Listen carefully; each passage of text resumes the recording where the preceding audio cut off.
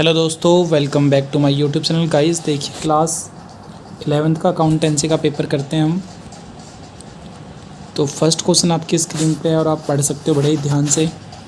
तो जो क्वेश्चन है आपकी स्क्रीन पे, पहला क्वेश्चन, इस वीडियो में आप पहली बात तो क्वेश्चंस पढ़ोगे, साथ में सॉल्यूशन का एक्सप्लेनेशन भी देखोगे। तो फर्स्ट क्वेश्चन है दोस्तों कि state the meaning of software, यानी आपको बताना है कि सॉफ्टवेयर का क्या मतलब होता है।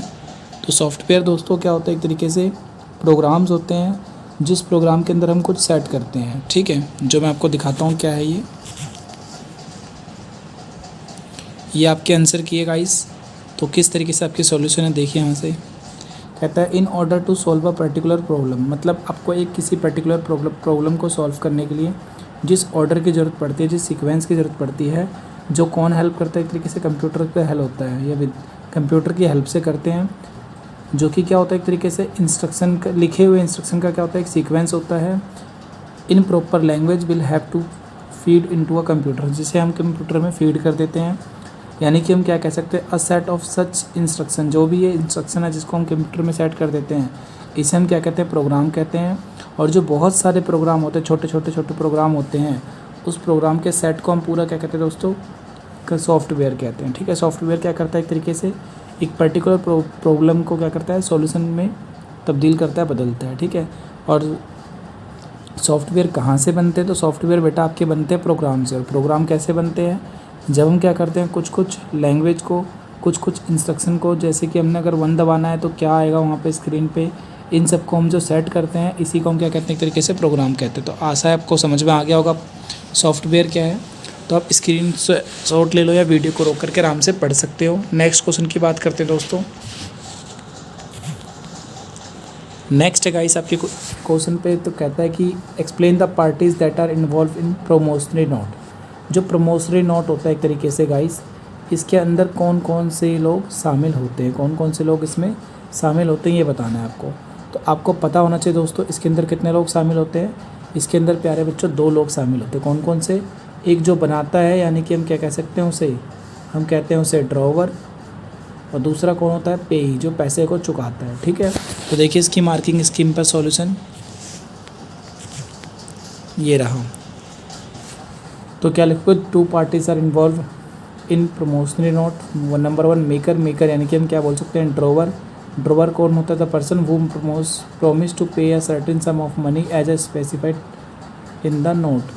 मतलब वो जो नोट है, वो जो नोटिस एक तरीके से पेपर है, उसके अंदर पहले से ही बताया जाता है कि भाई मैं इतना पैसा चुकाने के लिए प्रॉमिस कर रहा हूँ आपको, यानी उसे हम क्या कहते हैं, ड्रॉवर कहते हैं। ठीक है, और दूसरा कौन होता है दोस्तों, दूसरा आप जानते हो, दूसरा होता है आपके एक तरीके से पेई होता है। पेई का मतलब क्या है, जो ड्रॉई है। ड्रॉवर मतलब जो बनाता है, ड्रॉई मतलब जो सिग्नेचर करके एक तरीके से देता है। ठीक है, तो पेई क्या है, the person who is being promised, मतलब जो क्या करता है, प्रोमिस्ड होता है, करता है। The person to whom bound to receive the promised amount और स्पेसिफाइड इन द नोट्स। ठीक है दोस्तों, मतलब क्या होता है, दूसरा पर्सन कौन है, एक तरीके से ड्रॉई, जिसको पैसा दिया जाता है। ठीक है, नेक्स्ट क्वेश्चन की बात करेंगे अब हम। थर्ड क्वेश्चन, थर्ड पे देखिए क्या कह रहा है दोस्तों। थर्ड आपके पास एक क्वेश्चन है, यहाँ से आराम से ध्यान से पढ़ना, ये रहा। थर्ड क्वेश्चन है दोस्तों कि आपको ये बताना है, राकेश एक तरीके से जो क्या करता है, इनकम्प्लीट रिकॉर्ड रखता है अपने बिजनेस का, और वो हमें निम्नलिखित चीज़ें बताता है। नंबर 1 बताता है कि भाई कैपिटल एट द बिगिनिंग मतलब स्टार्टिंग में कितना है, 8 लाख रुपये, मतलब ओपनिंग कैपिटल है। Capital at the end of the year 6,20,000 रुपये, और 2.5 लाख रुपये रिटर्न विड्रॉन बाय हिम, मतलब ड्राइंग दे रखे 2.5 लाख रुपये। Rakesh need a money for expansion of business, मतलब राकेश को बिजनेस को बड़ा करने के लिए पैसा चाहिए। He asked his wife to for help, अपनी वाइफ से क्या कहता है, आप मेरी हेल्प करोगे।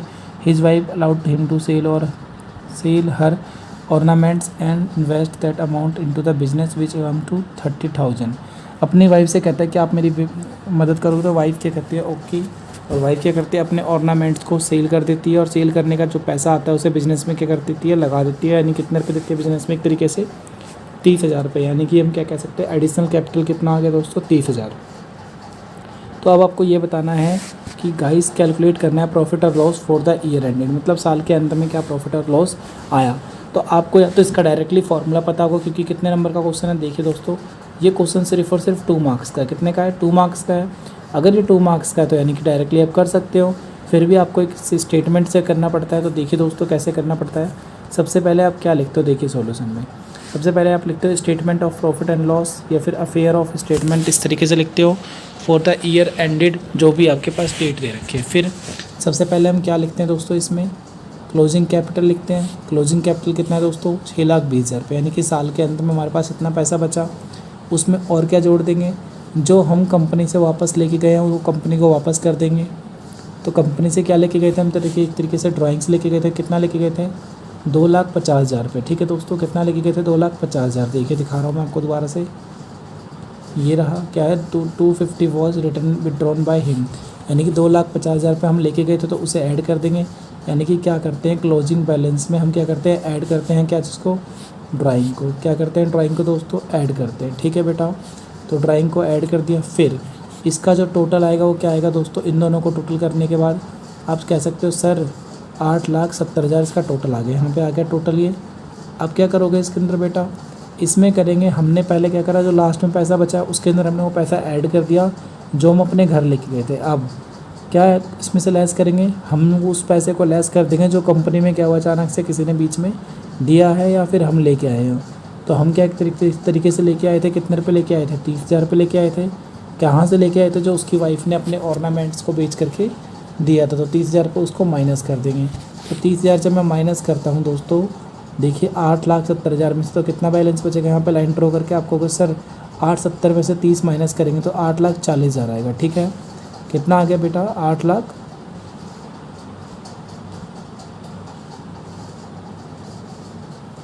8,40,000 आ चुका है आपकी स्क्रीन पर। देखिए ये आ गया 8,40,000। अब कहता है क्या दोस्तों,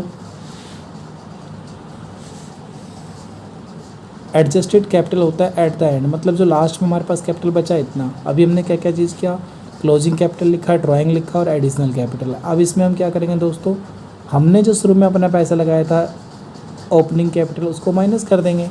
हमने जो पैसा लगाया था अपना पैसा लेके वापस ले जाएंगे। तो मतलब हमें करना कैसे होता है, सबसे पहले इसमें क्या करेंगे, हम ये पता लगाएंगे भाई हमारे पास कितना पैसा बचा है। हम जो लेके गए हैं कंपनी को वापस दे देंगे। कंपनी को हमने जो दिया था कंपनी हमें वापस कर देगी। तो कंपनी को हमने कितना पैसा दिया था, ओपनिंग कैपिटल आप होगा सर 8 लाख रुपये, तो 8 लाख रुपये माइनस कर देंगे।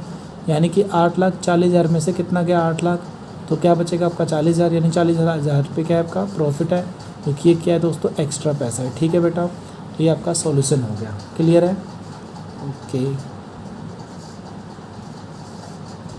अब करते हैं नेक्स्ट क्वेश्चन की बात। गाइस अब बात करते हैं फोर्थ क्वेश्चन की। तो देखिए फोर्थ क्वेश्चन क्या कह रहा है, डिफाइन प्रोविजन फॉर डाउटफुल डेब्ट bad provision for bad and doubtful debts with adjustment entry. सबसे बड़ी बात मतलब पहले आपको डिफाइन करना है provision for bad and doubtful डेब्ट क्या होता है, साथ में उसकी क्या लिखनी है, आपको एडजस्टमेंट एंट्री लिखनी है। तो देखिए समझना है कि बैड डेब्ट क्या होता है एक तरीके से, या फिर कह सकते हो प्रोविजन फॉर डाउटफुल डेब्ट क्या होता है। तो देखिए ये रहा सॉल्यूशन। हम कह सकते हैं for provision for bad and doubtful debts occur when there is a possible, मतलब इसका मतलब यह होता है कि जब ऐसा पॉसिबल होता है, पूरी तरीके से हमारे पास रीज़न होता है कि जो डेटर्स हैं, द रीजन फॉर डेटर्स वो आर डाउटफुल, जो कि क्या होंगे, ऐसे डेटर है जो क्या है हमारे पास डाउटफुल है, दैट दे विल नॉट पे द डेब्ट ऑन टाइम, और वो क्या करेंगे अपने समय पर अपना बकाया राशि नहीं चुकाएंगे। क्या बोलोगे, provision for bad and doubtful डेब्ट अकर when there is a possible reason for debtors who are doubtful that they will not पे द डेब्ट ऑन टाइम। डेब्ट मतलब उधार होता है जो कि टाइम पे चुकाएंगे नहीं। ये क्या हो गया, इसकी डेफिनेशन हो गई। अब पूछा था इसकी दोस्तों आपको क्या लिखनी है, साथ में आपको लिखनी है इसकी जर्नल एंट्री। ठीक है दोस्तों, क्योंकि क्या लिखना है, ये provision for bad and doubtful डेब्ट। तो provision for bad and doubtful डेब्ट आपको कहाँ ट्रांसफ़र करना पड़ता है, तो आप बोलोगे सर प्रोविज़न फॉर डाउटफुल डेब्ट हम कहाँ ट्रांसफ़र करते हैं, प्रॉफिट एंड लॉस के डेबिट में। तो क्या एंट्री होगी, profit and loss account debit to provision for doubtful डेब्ट, अमाउंट आएगा, यहाँ पर भी अमाउंट आएगा, ये आपका जर्नल एंट्री होगी। ठीक है बच्चे, अब बात करते हैं नेक्स्ट क्वेश्चन की, क्वेश्चन नंबर 5 की। तो देखिए क्वेश्चन नंबर 5वां क्या है, पाँचवें में आपको ये बताना है एक्सप्लेन सेंट्रल प्रोसेसिंग यूनिट, यानी कि सेंट्रल प्रोसेसिंग यूनिट यानी कि CPU as a component of a computer system. मतलब आपको बताना है कि CPU जो होता है दोस्तों किस तरीके से एक कंप्यूटर का सिस्टम होता है, बताना है पूरा। तो ये रहा आपका सॉल्यूशन दोस्तों।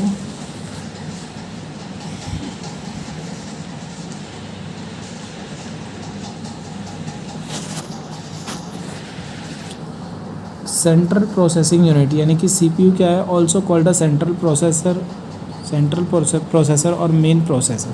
यानी CPU को हम क्या कहते हैं, एक तरीके से सेंट्रल प्रोसेसिंग यूनिट कहते हैं, इसी को सेंट्रल प्रोसेसर भी कहते हैं और इसी को क्या कहते हैं, मेन प्रोसेसर भी कहते हैं। ठीक है, मतलब ये आपका कंप्यूटर है दोस्तों, और यहाँ से जो चीज़ एक तरीके से फंक्शन इसके अंदर करती है, इनपुट जो होता है एक तरीके से जो भी हम इनपुट डालते हैं वो क्या एक तरीके से CPU का काम करती है। तो CPU क्या करती है दोस्तों, जो आपने देखा होगा वो गोल सा बटन होता है, उसको प्रेस करते हैं तो उसमें लाइट जलती है, फिर मॉनिटर पे लाइट जलती है। ठीक है, उसी को CPU कहते हैं। तो CPU क्या होता है, एक तरीके से सेंट्रल प्रोसेसर होता है या फिर मेन प्रोसेसर भी कह सकते हैं, जो कि क्या होता है, is the electronic circuitry with in a computer. मतलब जो क्या होता है, एक तरीके से कंप्यूटर के अंदर के लगा हुआ क्या होता है, इलेक्ट्रिक प्रोसेसर होता है एक तरीके से, that carries out the instruction, जो क्या करता है एक तरीके से इंस्ट्रक्शन को कैरी करके ले जाता है, instructions of a computer program by performing the basic arithmetic logic controlling and input. जो क्या क्या करता है दोस्तों, एक तरीके से आप कह सकते हो इंस्ट्रक्शन होता है जो लेके जाता है और परफॉर्म करता है क्या चीज़, बेसिक नॉलेज को, क्या क्या चीज़ को, अर्थमेटिक को, लॉजिक को, कंट्रोल को, जो भी हम इनपुट करते हैं और जो भी आउटपुट करते हैं, इन सब को क्या करता है एक तरीके से लेके जाता है, कहाँ पे लेके जाता है एक तरीके से, मेन फंक्शन में। And operations specified by the instruction, मतलब जो जो हम इंस्ट्रक्शन उनको देते हैं, जो जो हम कीबोर्ड पे के ऊपर क्या करते हैं दोस्तों, प्रेस करते हैं, चाहे 4 हो, 5 हो, 10 हो, डिवाइड हो, कुछ भी हो, ये सब क्या कहलाता है दोस्तों, CPU कहलाता है। ठीक है, अब बात आती है दोस्तों, क्योंकि 3 मार्क्स का क्वेश्चन तो अब इसको आगे भी लिखना पड़ेगा। आप बताओगे सर CPU के 2 कॉम्पोनेंट्स होते हैं, CPU हैज़ 2 कॉम्पोनेंट्स। CPU के 2 कॉम्पोनेंट्स क्या होते हैं, कंट्रोल यूनिट होता है यानी कि जिसे हम CU के नाम से जानते हैं, और एक होता है अर्थमेटिक लॉजिक यूनिट यानी कि ALU। ठीक है दोस्तों, CU यानी कि कंट्रोल यूनिट बोलोगे और ALU यानी कि अर्थमेटिक लॉजिक यूनिट बोलोगे। ठीक है, ये दो क्या होते हैं, उनके कंपोनेंट्स होते हैं। अगर आप चाहो तो बुक से थोड़ा सा इनके बारे में डिफाइन और पढ़ सकते हो, वरना आप इतना भी छोड़ सकते हो। ठीक है बेटा, नेक्स्ट क्वेश्चन की बात करेंगे अब हम क्वेश्चन नंबर 6 की। क्वेश्चन नंबर 6 में क्या बताया जा रहा है गाइस, तो देखिए 6 में क्या है, list the various advantage of computerise accounting system. Computerised accounting system के आपको क्या बताने, एक तरीके से एडवांटेज बताने हैं। तो दोस्तों कंप्यूटराइज अकाउंटिंग सिस्टम एक अलग क्वेश्चन है और कंप्यूटर का जो क्वेश्चन आता है वो अलग क्वेश्चन है। ठीक है, तो हम क्या कह सकते हैं, कंप्यूटराइज अकाउंटिंग सिस्टम, इसके क्या क्या एक तरीके से एडवांटेज है। तो देखिए सॉल्यूशन दोस्तों इसका,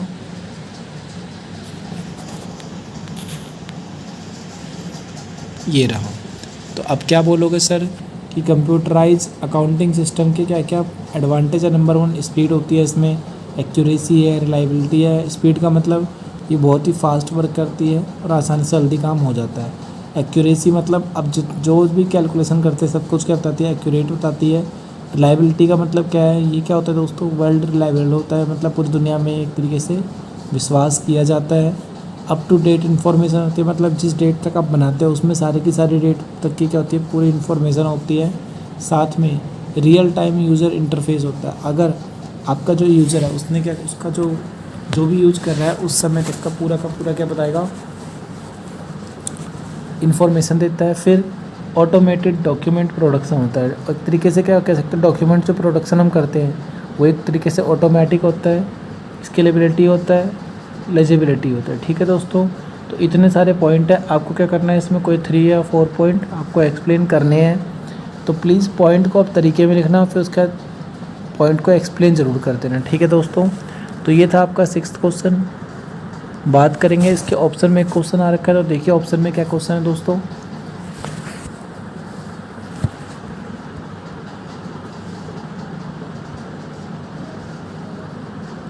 ये रहा क्वेश्चन आपके ऑप्शन में।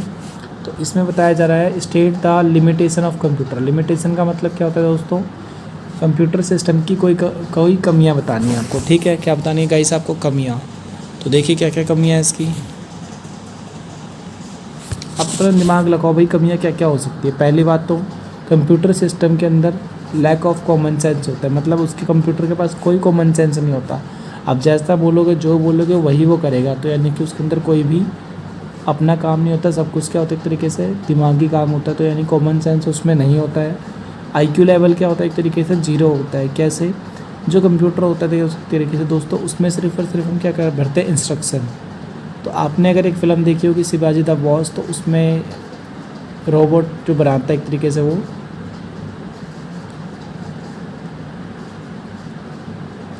रोबोट जो बनाता है दोस्तों उसमें, तो रोबोट क्या करता है एक तरीके से, जब एक लड़की को बचा के लेके आता है तो बिना कपड़े के लिए आता है। अगर उसके अंदर कॉमन सेंस होता दोस्तों, आईक्यू लेवल होता, तो हम क्या कह सकते हैं गाइस, उसको वो कपड़े से ढक के लेके आता है ना। तो क्या बोलोगे आप? कंप्यूटर के अंदर कोई भी एक तरीके से आईक्यू लेवल नहीं होता, ना कोई फीलिंग होती है, तो आप क्या बोलोगे? थर्ड में lack of feelings. Lack of feelings का मतलब फीलिंग्स की कमी होती है, ठीक है। फीलिंग्स आ ही नहीं सकता कंप्यूटर के सिस्टम में। और चौथा क्या बोलोगे? लैक ऑफ डिसीजन मेकिंग, मतलब कंप्यूटर खुद ही अपना डिसीजन कभी नहीं ले सकता। वो डिसीजन कैसे लेता है? हम जो उनसे बटन को क्लिक करते हैं उसी के अकॉर्डिंग वो क्या करता है, डिसीजन लेता है। वो अपनी मर्ज़ी से कोई डिसीजन नहीं ले सकता, ठीक है दोस्तों। तो 4 पॉइंट क्या क्या है, क्या बोलोगे? पहला lack of common sense, IQ level नहीं होता। तीसरा बोलोगे सर क्या? लैक ऑफ फीलिंग होता है। चौथा क्या बोलोगे? लैक ऑफ डिसीजन मेकिंग, ठीक है। तो ये सारे के सारे पॉइंट्स आप बता दो भाई। ये आपका 7th क्वेश्चन हो गया। अब बात करते हैं दोस्तों और भी इम्पोर्टेंट क्वेश्चन, यानी क्वेश्चन नंबर 8 के, ठीक है गाइस। तो क्वेश्चन नंबर 7 दोस्तों आपकी स्क्रीन पे आ चुका है। क्वेश्चन नंबर 7 में कह रहा है state whether the following expense are capital और रिवेन्यू। मतलब आपको ये बताना है या तो ये कैपिटल नेचर का है या फिर रिवेन्यू। तो याद कीजिए कैपिटल नेचर का क्या होता है। तो कैपिटल नेचर का वो होता है जो क्या होता है एक तरीके से लंबे टाइम के लिए हम करते हैं, या फिर हम कह सकते हैं क्या करते हैं, जो भी सामान है उसको हम अभी यूज़ करने की कंडीशन में लेके आते हैं, उसे बोलते हैं कैपिटल। और रिवेन्यू किसे बोलते हैं? रिवेन्यू उसे बोलते हैं जो पहले से ही क्या एक तरीके से रेडी टू यूज़ कंडीशन में है, बट हम क्या कर रहे हैं एक तरीके से उसकी काम की कंडीशन बढ़ रही है एक तरीके से, यानी कि क्वालिटी बढ़ रही है, एफिशिएंसी बढ़ रही है, तो ये सब आपको लिखना पड़ेगा। तो देखिए फर्स्ट क्वेश्चन क्या है गाइस इसमें। फर्स्ट पार्ट है दोस्तों, expense on white washing and painting the building purchased to make a ready to use. मतलब अभी रेडी टू यूज़ कंडीशन में लाना चाहते हैं, बिल्डिंग आपने खरीदी है और उसमें क्या कर रहे हो एक तरीके से वाइट वॉशिंग कर रहे हो, और अभी आप रह नहीं रहते उसमें, अब उसको रहने की कंडीशन में कन्वर्ट कर रहे हो। तो क्या होगा दोस्तों, ये क्योंकि ये लंबे टाइम के लिए है, तो क्या बोलोगे? कैपिटल रिसीव्ड, ठीक है दोस्तों। तो एक तरीके से क्या कह सकते हो, देखो दोस्तों, क्योंकि खर्चा किया गया है तो कैपिटल एक्सपेंडिचर, क्योंकि हमने क्या करा इसको रेडी टू यूज़ कंडीशन में लाया है, ठीक है दोस्तों। अगला पार्ट देखिए गाइस, सेकंड कहता है 10,000 spend on the construction platform for a new machine. आपने एक मशीन खरीदी है, उसको जहाँ पे आप लगाना चाहते हो वहाँ पे उसका प्लेटफॉर्म बना रहे हो, और क्या बना रहे हो एक तरीके से वहाँ पे कंस्ट्रक्शन कर रहे हो। तो कितने रुपए खर्च किए? 10,000 रुपये। ये क्या है? कैपिटल एक्सपेंडिचर रिवेन्यू, क्योंकि लंबे टाइम के लिए कर रहे हो एक तरीके से, ठीक है। और अभी उसको आपने यूज़ नहीं किया है, तो क्या बोलोगे? कैपिटल एक्सपेंडिचर, ठीक है दोस्तों। तो देखिए सॉल्यूशन इसका।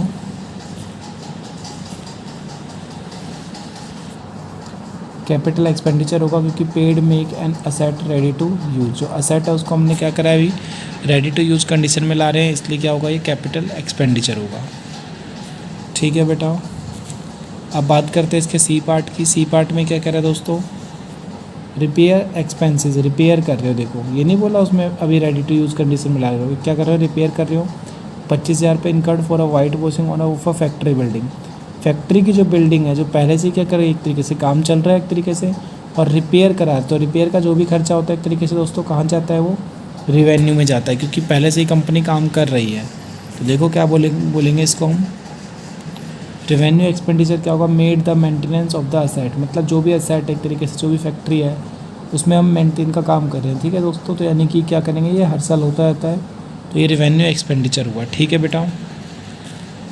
तो देखते हैं इसके ऑप्शन में क्या क्वेश्चन दे रखा था। देखिए आप इसके ऑप्शन में कह रहा है और करके गाइस, क्या कह रहा है और करके आपको एक क्वेश्चन करना है from the following information determine gross profit for the year ending this. तो ग्रॉस प्रॉफिट निकालना है आपको। ग्रॉस प्रॉफिट का क्या फार्मूला होता है, कैसे करते हैं आपको पता ही है दोस्तों, तो आप इसको आराम से कर सकते हो। फिर भी देखो मैं आपको एक्सप्लेन कर दे रहा हूँ।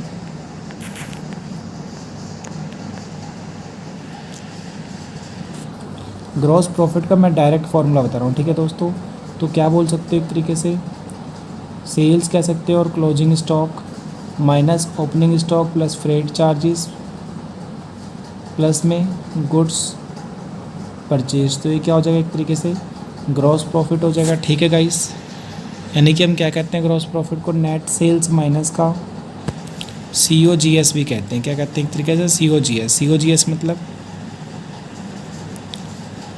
Cost of goods sold. तो क्या आएगा देखिए, नेट सेल्स क्या एक तरीके से सेल्स और क्लोजिंग स्टॉक को मिला करके क्या आपका क्या हो गया एक तरीके से नेट सेल्स हो गया, माइनस करोगे क्या COGS। तो COGS डायरेक्ट वैल्यू नहीं दे रखा उस क्वेश्चन में, इन सबको ऐड वैड कर लोगे आप, प्लस माइनस कर लोगे तो आपका ग्रॉस प्रॉफिट आ जाएगा। ओके बेटा, तो देख लो इसका आंसर याद कर लेना किसी भी तरीके से। 45,000 है।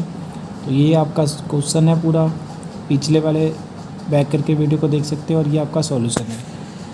तो आंसर याद कर लो, क्योंकि अगर क्वेश्चन आए तो सेम भी आ सकता है। इसके बाद बात करते हैं दोस्तों अगले क्वेश्चन की।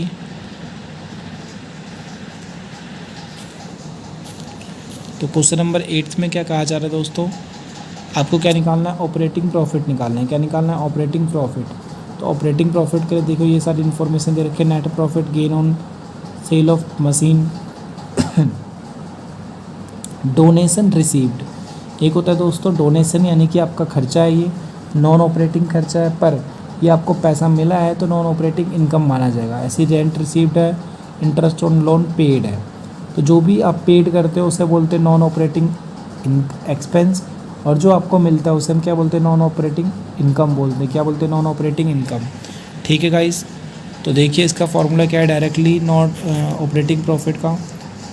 ऑपरेटिंग प्रॉफिट का फॉर्मूला होगा दोस्तों नेट प्रॉफिट माइनस का, हम कह सकते हैं दोस्तों क्या, माइनस का क्या बोलोगे, नॉन ऑपरेटिंग इनकम्स, यानी कि इनकम को माइनस कर देना है, और प्लस करना है क्या, नॉन ऑपरेटिंग एक्सपेंस को। तो नॉन ऑपरेटिंग इनकम्स में क्या क्या आएगा, जो आपको पैसा मिला है, यानी कि रेंट मिला है तो माइनस करोगे, गेन हुआ है तो इसे भी माइनस करोगे, ठीक है। डोनेशन हुआ था तो इसे भी माइनस करोगे, डोनेशन हुआ था, डोनेशन हमें मिला था तो इसे भी माइनस करेंगे। और नॉन ऑपरेटिंग एक्सपेंस क्या है, इंटरेस्ट ऑन लोन। तो इंटरेस्ट ऑन लोन क्या होता है, एक तरीके से अलग टाइप का एक्सपेंस है, तो इसे बोलेंगे नॉन ऑपरेटिंग एक्सपेंस। ये माइनस कर दोगे तो ये सारा का सारा क्या आ जाएगा, 93,000 आ जाएगा। अगर पेपर में सिर्फ डोनेशन लिखा आएगा दोस्तों तो वो क्या है, नॉन ऑपरेटिंग एक्सपेंस है, और एक्सपेंस डोनेशन मिला है तो वो अलग बात है, ठीक है दोस्तों। तो ये आपका सॉल्यूशन हो चुका है। इसके बाद क्वेश्चन था दोस्तों इसी के ऑप्शन में, बताइए मार्शलिंग ऑफ बैलेंस शीट क्या होता है। तो मार्शलिंग ऑफ बैलेंस शीट क्या एक तरीके से, ये बैलेंस शीट को प्रिपेयर करने के दो मेथड हैं। ये दो तरीके से होते हैं, क्या होता है, एक तो इन ऑर्डर ऑफ लिक्विडिटी, और दूसरा क्या होता है दोस्तों, इन ऑर्डर ऑफ परफॉर्मेंस, क्या कह सकते हैं, परमानेंस। तो इन ऑर्डर टू लिक्विडिटी का मतलब क्या है, आपको इस तरीके से सेट किया जाता है, according to this method an asset is most easily converted into cash. मतलब जिसको आसानी से कैश में कन्वर्ट किया जाता है उसको पहले लिखते हैं, ठीक है। इस तरीके से हम क्या करते हैं, लाइबिलिटीज़ को क्या करते हैं, उनको पहले हम लिखते हैं जो आसानी से चुकाई जा सकते हैं, earlier to be return first. In other word current assets को पहले लिखते हैं, फिर क्या करते हैं दोस्तों, फिक्स असेट्स को, और फिर उसके बाद हम क्या करते हैं, प्रोप्राइटर के कैपिटल को लिखते हैं। तो इसी तरीके से क्या होता है, इन ऑर्डर ऑफ प्रेफरेंस में, परमानेंस में, मतलब फिक्स कैपिटल, फिक्स असेट्स को पहले लिखते हैं, फिर करंट असेट्स को, और बाद में लिक्विड असेट्स को लिखते हैं, ठीक है। और इसी तरीके से लाइबिलिटी में क्या होता है, जिसको हम आसानी से कैश में कन्वर्ट कर सकते हैं, पहले वो जो कैश में है हमारे पास, फिर प्रोप्राइटर कैपिटल, और लास्ट में क्या करते हैं दोस्तों, लाइबिलिटीज़ को लिखते हैं जिसको हम चुकाते हैं। तो ये क्या एक तरीके से मार्शलिंग ऑफ बैलेंस शीट है। नेक्स्ट क्वेश्चन की बात करते हैं दोस्तों। फर्स्ट क्वेश्चन है आपके पास guys, credit sales to Mohan. क्या करते हैं हम, credit sale to Mohan, Mohan को हमने सामान बेचा तो एंट्री क्या होगी, मोहन टू सेल्स, और कहाँ पे रिकॉर्ड कर दी इसे हमने, परचेज बुक में। पर मोहन का अकाउंट हमने क्या कर दिया, फिर भी डेबिट कर दिया। मोहन का अकाउंट वैसे भी क्या होता है, डेबिट ही होता है, और हमने डेबिट कर दिया। तो अभी हमने क्या कर दिया, एक तरीके से सेल्स में हमने क्रेडिट नहीं किया। तो परचेज में क्या है ना, तो इसको कैसे ठीक करेंगे। परचेज को क्या करते हो आप पहले, क्योंकि परचेज तो डेबिट होता है, तो इसे ख़त्म करने के लिए क्रेडिट कर दो। तो देखिए दोबारा बता रहा हूँ, ध्यान से समझना दोस्तों। मोहन का अकाउंट पहले से क्या हो चुका है, डेबिट हो चुका है, और हमें डेबिट करना था, यानी कि मोहन को भूल जाएंगे। पर हमने गलती से परचेज बुक को डेबिट कर दिया, तो परचेज को क्या करेंगे, पहले टू लिखेंगे, टू परचेज, और सेल को भी क्या लिखेंगे, टू सेल्स। क्योंकि डेबिट का पहले काम हो चुका है, तो क्या बोलोगे, डेबिट में सस्पेंस डाल दोगे।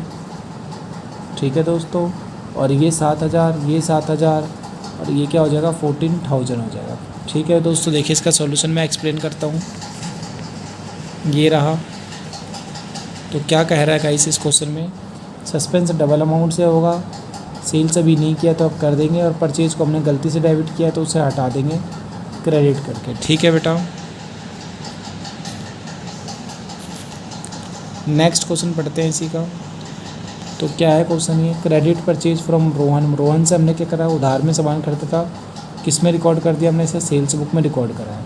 किससे खरीदा था, रोहन से। तो रोहन से एंट्री क्या होगी, परचेज टू रोहन होना चाहिए, कि सामान खरीदा है, तो एंट्री क्या करोगे आप, परचेज टू रोहन करते हैं हम। पर हमने कहाँ रिकॉर्ड कर दी, इसे सेल्स बुक में, तो एंट्री क्या करी होगी, हमने कर दी होगी एंट्री क्या दोस्तों, रोहन टू सेल्स कर दिया। फिर भी रोहन के अकाउंट को हमने क्या कर दिया, एक तरीके से क्रेडिट कर दिया है। ठीक है, और रोहन को पहले भी क्रेडिट करना था क्योंकि वो क्रेडिट है। तो हमें क्या करना है, रोहन को भूल जाना है। हमने पहले क्या कर दिया, उसे सेल्स बुक में कराना। तो सेल्स बुक को ख़त्म करने के लिए क्या करोगे आप, पहले उसे डेबिट में लेके आओगे, और साथ में जो परचेज बुक की एंट्री है उसे भी ठीक करते हैं। देखिए दोस्तों, तो इसका सॉल्यूशन क्या होगा, परचेज बुक में हमने गलती से क्या करा है, रिकॉर्ड करते तो परचेज हटाएंगे पहले, फिर सेल्स लेके आएंगे, सेल्स को रिकॉर्ड नहीं किया, और सस्पेंस क्या हो जाएगा, डबल अमाउंट से डेबिट हो जाएगा क्रेडिट। ठीक है दोस्तों, इसका नेक्स्ट पार्ट पढ़ते हैं। तो आप ऐसा कर लीजिए दोस्तों, ये आपके क्वेश्चन है 16 क्वेश्चन। ठीक है, पहला, दूसरा, तीसरा, चौथा, पांचवा आप स्क्रीनशॉट ले लो आराम से, और फिर क्या करो दोस्तों, मैं इसका सॉल्यूशन दे रहा हूँ। ये रहा। ठीक है दोस्तों, first, second, third, fourth, fifth, सबके सब ये क्या है दोस्तों, एक तरीके से डबल डबल वाले हैं, सब में सस्पेंस अकाउंट क्रिएट हो रहा है, यानी कि बहुत ही इंपॉर्टेंट क्वेश्चन है। तो प्लीज़ इस क्वेश्चन को आप क्या करोगे, डायरेक्टली याद कर लेना, क्योंकि पेपर में इसमें से बहुत चांस है कि आपके एग्ज़ाम में आ जाए। तो मेरे को लगता है कि आपने स्क्रीनशॉट ले लिया होगा। आगे चलते हैं अब हम। इसके बाद ये 10वां क्वेश्चन है दोस्तों। 10वें क्वेश्चन में क्या करना है, आपके पास ये इन्फॉर्मेशन दे रखी है, और उसको देखते हुए आपको क्या बताना है, एक तरीके से क्वेश्चंस के आंसर देने हैं। ठीक है, तो आप ये स्क्रीनशॉट ले लो, और फिर इसके कितने क्वेश्चन के आंसर देने हैं आपको, 5 क्वेश्चन के आंसर देने हैं, 1 2 3 4 5 ऐसे करके। ठीक है, तो मैं इसका सॉल्यूशन दिखा दे रहा हूँ डायरेक्टली। इसका सॉल्यूशन क्या होगा, देखिए ये रहा। तो ये रहा दोस्तों इसका सॉल्यूशन। तो फर्स्ट में क्या क्या रखा है गाइस, इसमें ये कैलकुलेशन का रखिए, सेकंड का ये पूरा बना रखा है, थर्ड में दोस्तों नो एंट्री होगा, फोर्थ में क्या है, 4 अप्रैल होगा 2017, और उसकी एंट्री दोस्तों ये नीचे कर रखी है। ठीक है, तो ये जो दिखा रखा है आप इसका स्क्रीनशॉट ले लो और फिर कर लेना। अगर आपको ये समझना है तो मॉर्निंग में लाइव आ जाना, हम कोशिश होगा करके हम इसको लाइव कराएंगे। अब बात करते हैं दोस्तों एक अगले क्वेश्चन की। नेक्स्ट क्वेश्चन क्या है दोस्तों, ये इसके ऑप्शन में है, और ये भी क्या एक तरीके से बिल ऑफ एक्सचेंज का क्वेश्चन है। तो इसका स्क्रीनशॉट ले लो आप, आराम से देखिए रहा, और फिर क्या करते हैं दोस्तों, इसको सॉल्व कराते हैं।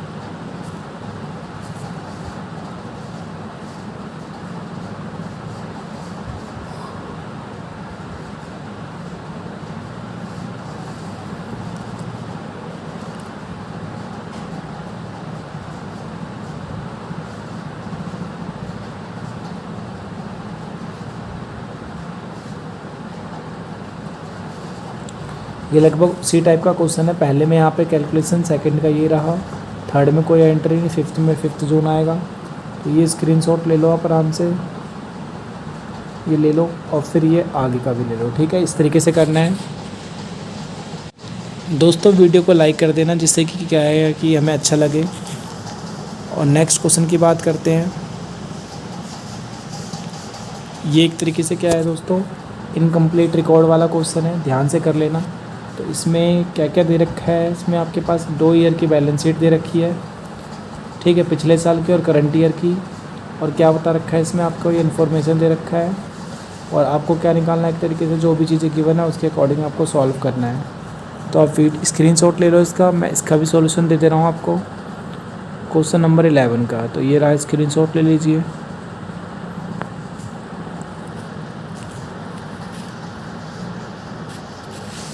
देखिए ये रहा दोस्तों 11वें क्वेश्चन का सॉल्यूशन। पहले आपको स्टेटमेंट ऑफ अफेयर बनाना पड़ेगा, फिर क्या बनाओगे, इसका एक तरीके से बैलेंस शीट बनाओगे, ये रहा बैलेंस शीट। और फिर क्या करेंगे दोस्तों, इसमें हम इसके statement and profit and loss बनाएंगे और ये रहा उसका सॉल्यूशन। ठीक है दोस्तों, आप स्क्रीनशॉट ले लेना तो आपका फ़ायदा होगा।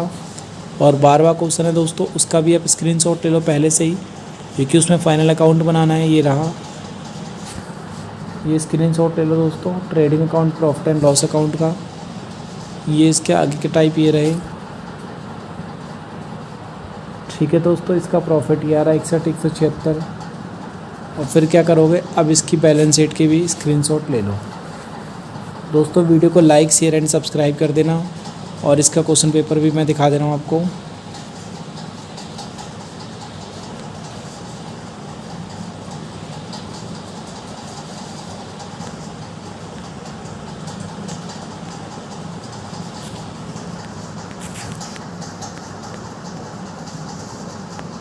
तो ये रहा दोस्तों, देखिए 12वें क्वेश्चन आपकी स्क्रीन पे आ चुका है, स्क्रीनशॉट ले लो प्लीज़। और अब आगे चलते हैं, ये इसका नीचे का हिस्सा। ठीक है दोस्तों, तो वीडियो को लाइक, शेयर एंड सब्सक्राइब कर देना। थैंक यू दोस्तों, ऑल द बेस्ट।